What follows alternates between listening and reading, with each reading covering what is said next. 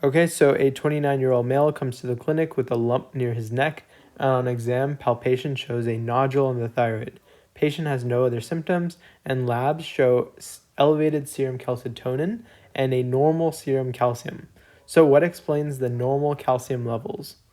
I'll let you answer it and then I'll explain it. Okay, so the answer is D, calcitonin escape phenomenon.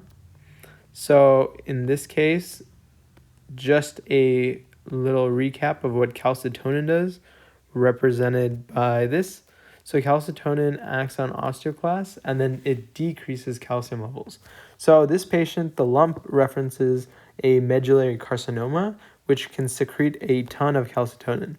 But what happens is this phenomenon occurs where essentially you have a ton of calcitonin being released and acting on the receptors, but after essentially a week, the receptors will be downregulated, and so even though there's still a ton of calcitonin, the serum calcitonin levels will be increased. The actual calcium levels will be normal because the receptors have been downregulated, so they can't all the calcitonin can act on this many receptors because they're now gone. So calcium levels normalize.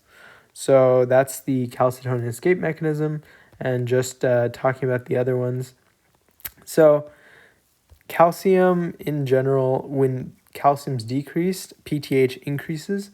So it's a nice feedback loop to help maintain calcium homeostasis. Same thing, calcitonin is the opposite hormone. So essentially when calcium's increased, calcitonin is released to decrease calcium.